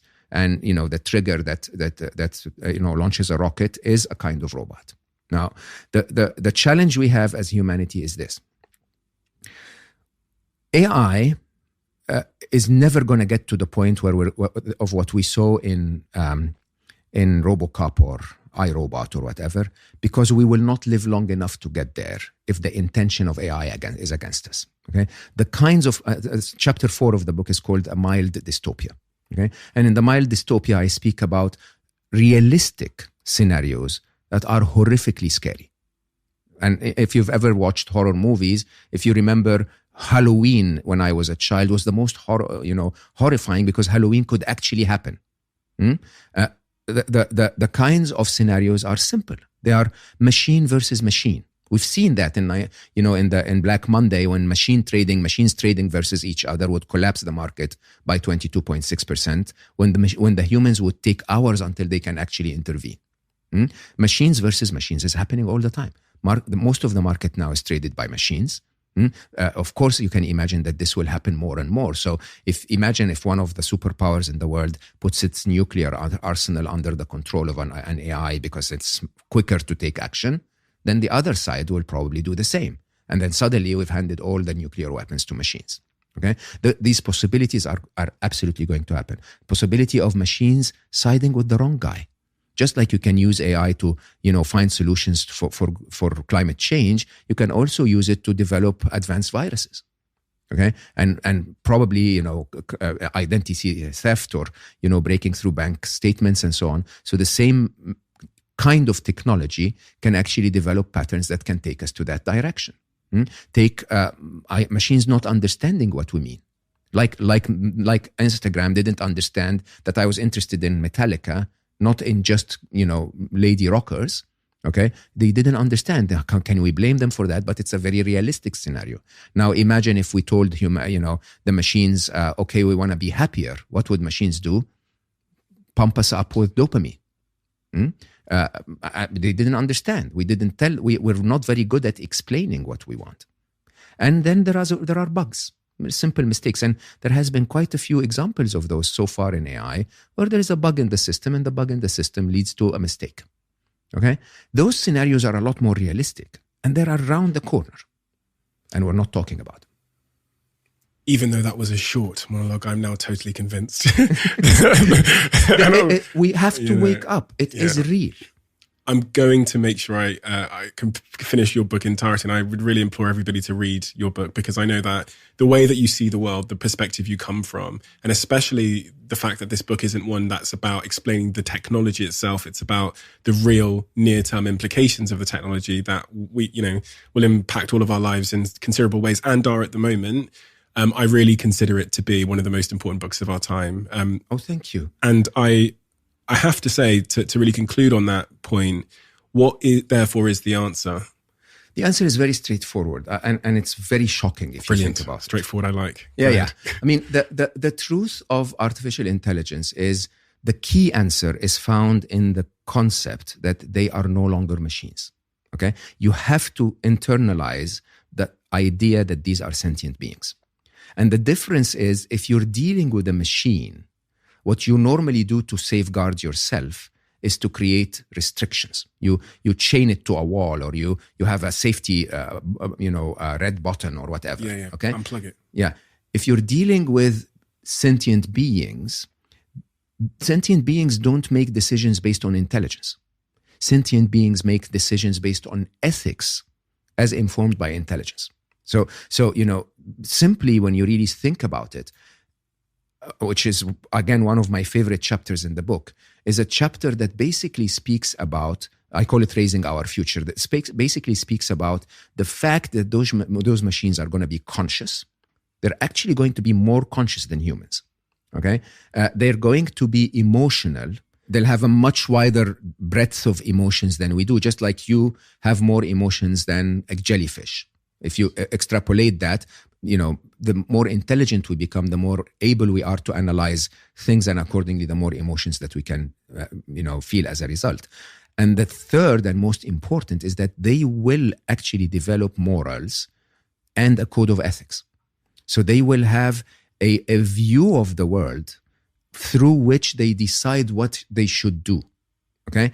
To ponder what that kind of ethical code should be when there are digital beings and biological beings, and the interaction between them and their perception of time and their perception of, of objectives and targets and so on.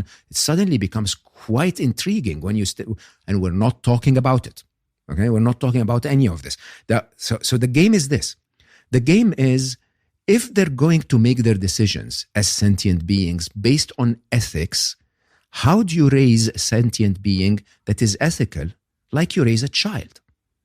The answer for me is that you and I, swiping on Instagram and tweeting, we need to find ways to show the machine that humanity is not represented by the scum of humanity, but is represented by the top of humanity. And most people, when I tell them this, they go like, oh man, we're in trouble. Humanity sucks. No, humanity does not suck. I apologize. Humanity is an amazing, amazing, amazing being when it's defined by its top. If you've ever fell in love, if you've ever, listened to music, if you've ever observed a work of art, this is divine. We're an amazing species. The worst of us is scum. The best of us is amazing. Okay? The problem is the best of us does not show to the machines. The best humans actually resign. They go like, yeah, let them swipe. Let the dogfight continue. I'm not interested in any of this. It's time to show up. And the best of you and I individually, in the past, humanity, every individual tried to show the best of them. Now we show the worst of us. We show narcissism. We show toxic positivity. We show the worst of us. And that has to shift. So my answer is very straightforward. For the machines to become amazing teenagers in 10 years' time, we need to become amazing parents today. And that's truly the answer, the only answer I could find. And I promise you, Elon Musk said that in his interview with Joe Rogan. He said, the threat of the machines is comparable to the threat of nuclear weapons. And I have lobbied, I have tried to tell the world not to go there. But it's going to happen. It's inevitable. I call them the three inevitables. The machines, AI will happen. It will be smarter than us. Okay? And some mistakes will happen on the path. It will happen. But we could influence it as good parents. You and I and everyone. And it doesn't have to be everyone, by the way. We need 1%. We need to instill doubt in the minds of the machines that we are not the worst of us. We are the best of us. The example I always give is when Donald Trump used to tweet, the first tweet is Donald Trump. The second tweet is insulting the president. The third tweet is insulting the guy, number one. And the fourth tweet is insulting all of them. The machines are creating patterns. They're saying, okay, the second guy doesn't like the president, and all of humanity likes to insult each other. Yeah. Okay? Can we have 7 tweets inserted in there that are respectful? Can we show the machines, instill doubt in the minds of the machines so that they look at the world and say, oh my God, Hitler was horrible. But Hitler is not all of humanity. As a matter of fact, most of humanity resents that. Most of humanity believes that this is wrong. Mommy and daddy are good beings. The only problem with this podcast is that it has to come to an end at some point, honestly. Honestly, just absolutely mind blown. And the really remarkable thing about you is you're able to explain very complex ideas in relatable ways. So that whole time, you didn't lose me once. It's also because of your great passion on these subjects, and you can tell very passionate you're about fighting those topics. battles that you sincerely care about. And I just hope that if we are to become better parents with whatever help we need from the big tech companies, well, I mean, you're saying that it's more of a reflection of who we are. That day in 2055 where we're sat around that campfire, it's because we've chosen to go there for a meditation retreat as opposed to escaping the sentient beings that are controlling our lives. And that's a tremendously thought-provoking thing to I think to end on. Your book, Scary Smart, is available now for everybody, everywhere? Yeah, absolutely. Amazon? Everywhere. Your bookshop, online, on Amazon, on Audible, on all over Kindle. The world as well? All of international English and Dutch are coming out at the same time. And I really, really recommend anybody that wants to understand, but also to prepare themselves in an optimistic way for what you've described as the real pandemic of our time, to go out and buy that book. There is just one more thing I wanted to ask you before we wrap. And we only started this last week. The last guest that sat in the chair with you, I said to them at the very end, I said, can you write a question in this diary for my next guest? They didn't know who it was going to be, but they wrote a question in the diary for you. So I'm just going to skip to that page. I've actually not read the question. That's such a great practice. Okay, here we go. So the question that the previous guest wrote for you, and this is Jacqueline Gold, who is the long-standing CEO of Ann Summers, just one of the most remarkable stories, business stories. I think she's the 14th richest woman in the country, and she's gone through tremendous adversity, lost a child, battled with cancer against all the odds, stage 4 cancer, sexual abuse. And she talked about that last week. The question for you, she wrote, is, what are the failures you cherish the most? I have failed for many, many years to empower my feminine side. It's my biggest failure ever. Still is my biggest weakness, even though I've done so much better in the last 5.5 years. I think our world is suffering from hypermasculinity. And I say that with my weird, deep voice, but it's the truth. We've turned it into a world of doing. We just go out there and do stuff. Mostly the wrong stuff. Mostly stuff that we don't need. Mostly stuff that doesn't nourish anyone. Okay? And it's because we've capitalized so entirely in our modern world on skills like analytical thinking, linear thinking, strength, discipline, control. All of these are masculine traits. Okay? Masculine and feminine is not man and woman. Masculine and feminine is traits that are correlated to the masculine and correlated to the feminine. All those masculine traits, when you overdo them, they work against you. Strength is good. You overdo it, you become aggressive. Linear thinking is good. You overdo it, you become stubborn. And we've ignored the feminine qualities that are life-giving, nurturing, and intuitive, creative, playful, flowy, okay, beautiful. All of these, empathetic. We've created a world that is so lacking in all of those, and I'm to blame. To become a successful executive, I had to empower the masculine side, until I realized that true leaders don't do, we be. And being is what the feminine is about. Our humanity is on the wrong side of being. We're not showing our good sides. We're not able to nourish, life give, care. We're not able to. And I had most of my work is a very confusing marriage between sometimes what is physical and, measurable and concrete and mathematical and what is not physical. Sometimes I have to ponder topics like death and spirituality and so on.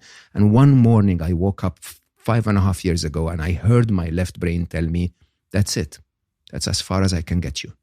Without being able to connect to all of being, to go outside that shell of me versus the world, which is the masculine, we're not going to go anywhere further. If there is anything that I have failed miserably to do was to do that early enough. And if anything our world is failing to do is to embrace that side. Sadly, as we empower women today, we force them to become masculine. We force them to become competitive. We force them to become tough because the way the game is played is that way. We should empower the feminine.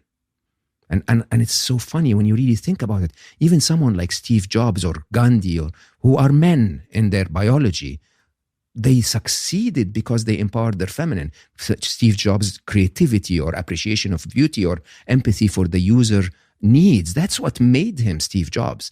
Being obnoxious and annoying, that's what took away from it, the masculine side. And it's about time that the world wakes up to this. When we raise the machines, by the way, going back to Scary Smart, are we going to raise them to be masculine geeks? Or are we going to raise them to be life-giving? I think really this is the biggest failure ever. For me, and I think for all of our society. Oh, fuck. That was really powerful. It's true. And it's so true. And you true. know what? I was thinking that whole time. My girlfriend is in Bali at the moment, and she's been talking to me extensively about being more in touch with the feminine and what they call, yin, which is, the Absolutely. yin and yang energy. So it all rang very, very true. And I think you really helped me make sense of all that in a very, again, relatable, understandable way.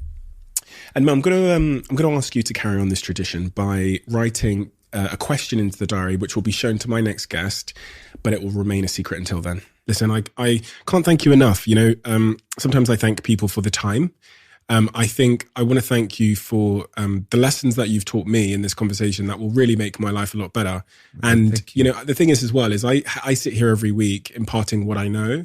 So long after you walk out of this door, because you've left me with those lessons, I'm going to spend the rest of my life on this podcast talking about them. Great. As I do. And also talking about your book, right? So there's a couple you. of guests that I encounter and I just spend the next 10 years of my life just battling on. Thank you. So, and you're one of those really, really profound people. And I understand, we said this before we started filming, but my manager, Don Murray, when he started on like the first week of his job here, and he started learning about the podcast, he said to me, you've got to get this guy called Mo on. He's Google X. And I was like, I hadn't had the name. You're the man. I'm grateful. And he kept saying it. And then it wasn't just him. And this is where it got really sort of reinforced. Other people were coming on the podcast telling me that I had to get you on over and over again. And you hear this name 3, 4, 5 times. You think, fucking hell, okay, there's something that I need to, there's definitely something I need to do. And then, someone in our team said, oh, Mo's in London. Yeah. So we had to reach out, and I'm so deeply grateful that you came. I'm so grateful that you did. I'm really grateful for the time that you gave me and the opportunity to share some of what I'm pondering. It's not right, but it's really worth thinking about. And it's with a your audience. great thing you're doing for the world by sharing that. Honestly, I don't say this. I don't gas my guests up like this, but it is really of tremendous value. And I want to thank you from the bottom of my heart. Thank you. Thank you.